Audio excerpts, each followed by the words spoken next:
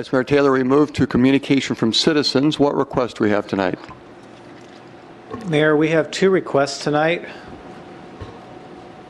One from Jim Torgeson. Please. Okay.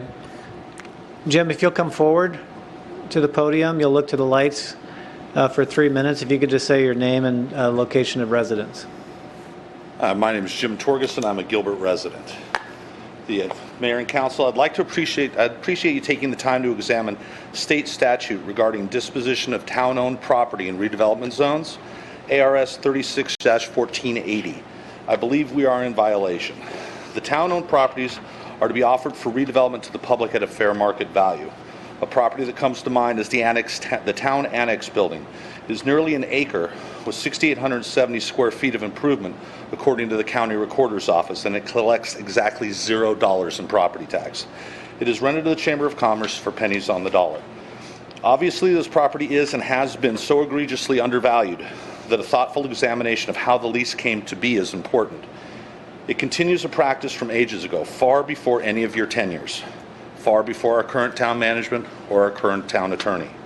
It must be cleared up and adhere to the state law.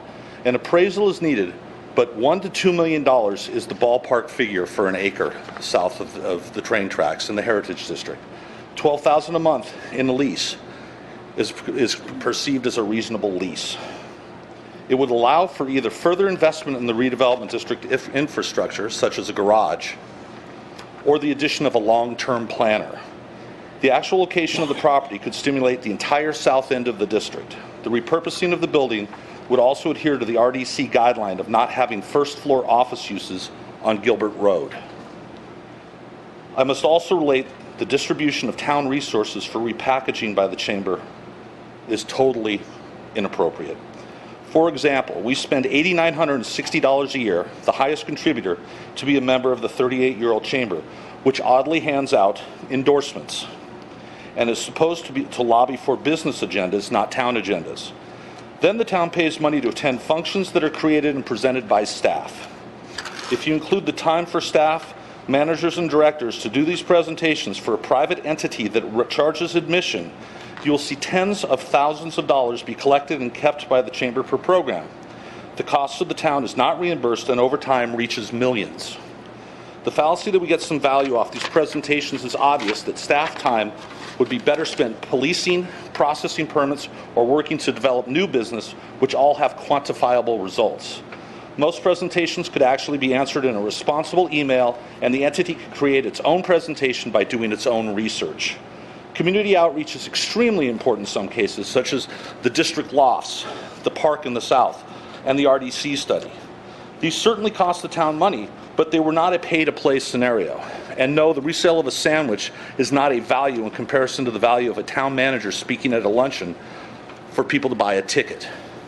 Even the Gilbert Leadership Program becomes suspect, and the department directors may spend entire days basically helping raise funds by being uncompensated presenters.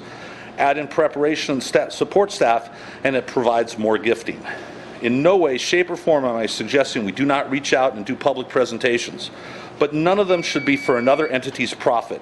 For example, if I created the Torgeson Institute for Leadership, would I get all those resources for free? I highly doubt it. And while there's a working relationship with the Chamber, I do not see it as an equitable relationship. The tax dollar is best spent on those taxed and not redistributed through a convoluted system of agreements, which result in millions of dollars in lost resources and opportunity. Those millions of dollars would be better spent on a park than having a group literally repackage town resources to create its own revenue. In fact, I'm not even sure if it's legal to give town resources away like that, knowing they are gaining compensation. But I am sure it's not popular with residents. Thank you very much. Thank you. To the Scouts especially, I just wanted to make a comment to you so you'll understand that this is a very important part of a council meeting to let citizens speak. And as it says on the agenda, that we do not make comments other than maybe directing town leadership for follow-up. And we have received this information. I know town leadership, you've already started some follow-up, so thank you. Next, please.